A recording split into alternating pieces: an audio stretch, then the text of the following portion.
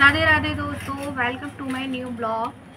तो आपकी भी अगर कॉस्मेटिक शॉप है और आप उसकी सेल बढ़ाना चाहते हैं तो हमें क्या करना चाहिए, क्योंकि ये हर किसी का क्वेश्चन होता है कि हमारे कस्टमर कम आ रहे हैं, सेल कैसे बढ़ाएं, क्या करें नया जो हमारी सेल बढ़ जाए। सब कोई चाहता है अपनी सेल बढ़ाना। तो आज हम इस टॉपिक पर बात करते हैं। तो मैंने कुछ 5 पॉइंट ऐसे नोटिस किए हैं जिसके ज़रिए हम अपनी सेल को बढ़ा सकते हैं। तो पहला पॉइंट हमारा ये आता है कि अगर आप 100% जो आपकी जनता है, कस्टमर है आपकी, उसमें कुछ परसेंटेज अगर आप निकाल दें अपनी कैटेगरी के अकॉर्डिंग तो आप सेल बढ़ा सकते हैं। जैसे कि 33% लोग जो होते हैं वो ब्रांडेड सामान खरीदना पसंद करते हैं, और अगर आपकी शॉप पर ब्रांडेड सामान है तो डेफिनेटली वो कस्टमर आपकी शॉप पर आएगा और सामान लेगा और वो खुश रहेगा और आपकी सेल बढ़ेगी। यही अगर आप पूरा लोकल सामान भरेंगे तो वो कस्टमर आपके यहाँ से वापस जाएगा। तो ब्रांडेड आप जान ही सकते हैं, लॉरियल है, Garnier, lotus, fair and lovely, Himalaya, ये सारी चीज़ें जो होती हैं बड़ी बड़ी कंपनियाँ, और भी कई कंपनियाँ हैं जो सबके नाम नहीं ले रही, आप खुद ही समझदार हैं। तो उसके अकॉर्डिंग अगर आप ब्रांडेड सामान रखते हैं तो आपकी डेफिनेटली सेल बढ़ेगी। आपको लोकल भी रखना पड़ेगा और ब्रांडेड भी रखना पड़ेगा। फिर आते हैं हम सेकेंड नंबर पे, हमारा जो है हमारे 15% जो लोग होते हैं वो दूसरे की सलाह से सामान लेते हैं। अब आप बोलेंगे दूसरे की सलाह से कैसे? आप सपोज़ करिए आपके पास कोई कस्टमर आया और आपने उसे बड़े अच्छे से डील करा और आपने बहुत अच्छे से सामान उसे दिखाया और उसे वो सामान पसंद आया, मतलब तो वो अगर उसको आपका दुकान का बिहेवियर, आपका बिहेवियर और सामान का पसंद आया तो वो दूसरे से ये कहेगा कि मैं उस दुकान से सामान लाया था, उनका नेचर बहुत अच्छा है और बहुत अच्छा सामान रखते हैं और बहुत अच्छी मतलब कलेक्शन है। तो 15% लोग ऐसे उसमें कैटेगरी में आते हैं जो दूसरे की सलाह पर सामान लेते हैं। तो वो भी बोलते हैं चलो हमें भी दिखा के लो, हम भी लेते हैं उनकी दुकान से। तो 15% लोग हमारे इस गिनती में आते हैं। थर्ड पॉइंट हमारा आता है 25% लोग जो होते हैं वो सस्ता सामान खरीदते हैं। ये आप सबके साथ होता होगा और कमेंट ज़रूर करना इस बात के लिए कि किस किस टाइप के आपके ग्राहक आते हैं। तो जो 25% लोगों का रेशियो है वो ये है कि वो सस्ता सामान खरीदते हैं। ये भी उनको कंपनी से, ब्रांड से कोई मतलब नहीं होता, ब्रांड वगैरह कोई मतलब नहीं होता, उन्हें बस वो सामान सस्ता होना चाहिए। ये महंगा है, ये इतने का होना, सस्ता दो, ये इतना है, इतने पैसे कम कर लो।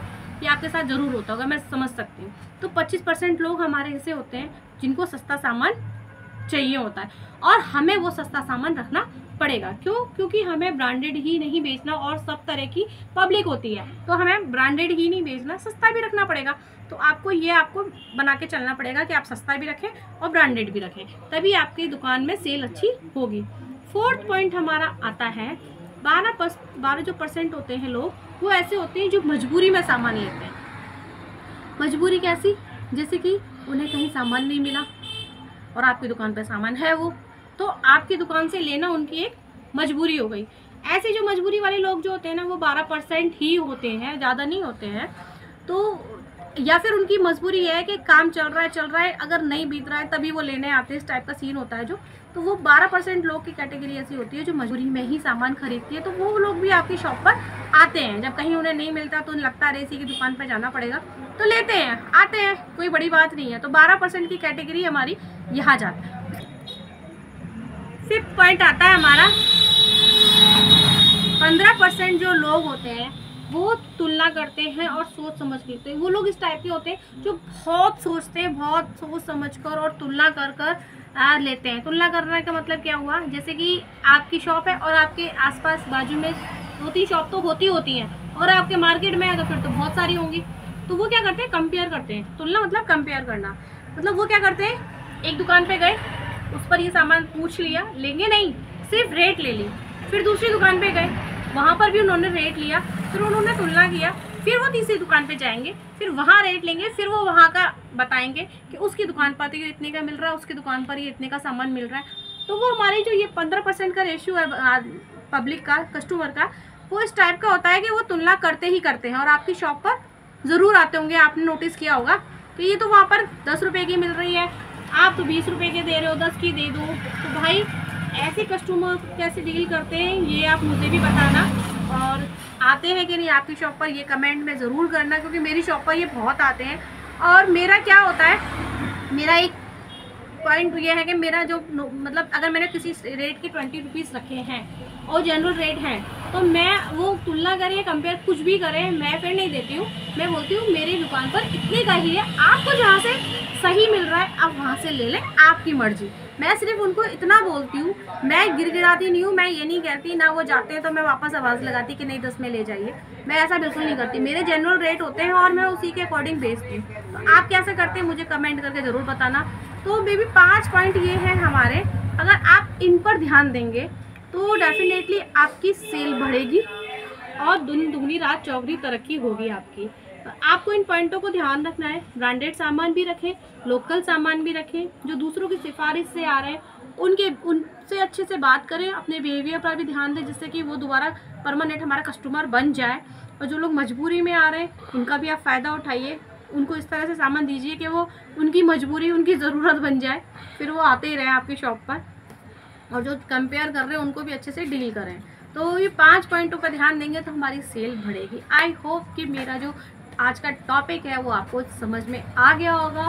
तो मैं तो प्रेयर करूँगी जो भी ये शॉप खोल के बैठे हैं उनकी दिन दुगनी रात चौगनी तरक्की हो, और मेरी भी हो, भगवान सबको तरक्की दे। और बिज़नेस ज़रूर करिएगा, जिससे क्या होता है ये बिज़नेस अपना खुद का मालिक होते हैं।